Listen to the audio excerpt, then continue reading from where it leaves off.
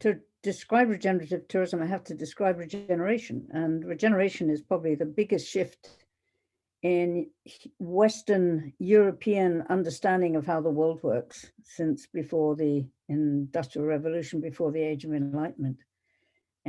It really is coming back home to our relationship with the natural world, seeing ourselves as fully connected to that, and unable to go it alone as a separate species. So regeneration is fundamentally a shift in the way we think and the way we see the world. So regenerative tourism is simply the application of those big changes to how we think about tourism and how we do it.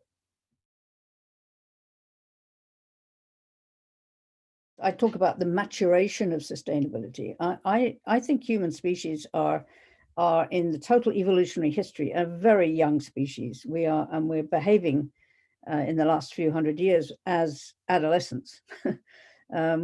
In indigenous people basically had several thousand years to begin to develop a much more balanced and harmonious relationship with the natural world, and develop that earth wisdom, which they've been protecting ever since. But we had to go through a period, I think, of developing our mental capacity. The whole Industrial Revolution part has also created phenomenal wealth, phenomenal knowledge, which takes us up to another level. What we have to do is take the wisdom with it or rediscover that innate internal wisdom that goes with that technical capability. Right now, we're facing a pandemic, and that is not over by any stretch of the imagination. And that is a fundamental symptom that the way we have been living on this planet is not conducive to it, the long-term health of our species or any other for that matter. Secondly, the climate change issue is not going to go away. Our attention has been diverted, which is tragic. On the one hand, we've also seen that when we do pull back and stop our activity, nature can heal. We're going to have to do an awful lot more than just, the kind of restrictions we've imposed on ourselves over the last year and a half. All that's done is signal that we can make these changes. I've been looking at this subject now for nearly 15 years.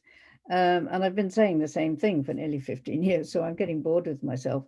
I do think we're at a very, very important crossroads in human development and human history. We are one species.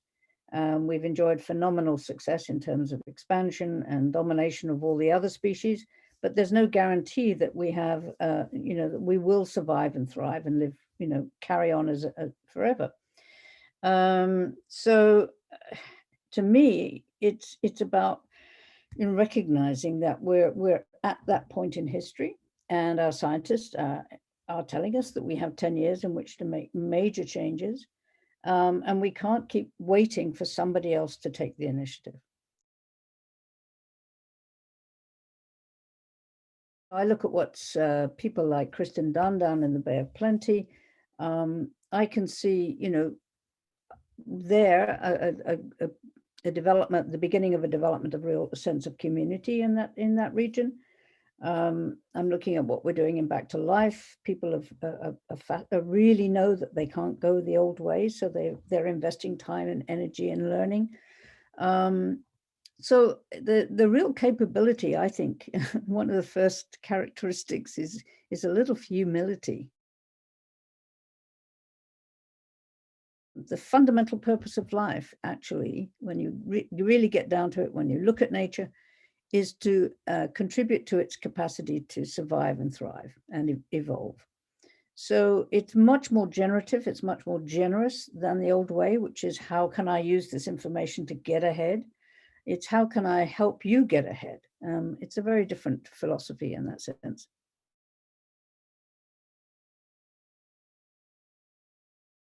That's been my driver for the last 15 years. I mean, clearly I'm one of the elders, but I've really made a point of spending most of my time with younger people, and also with indigenous elders, because they just have so much wisdom to share.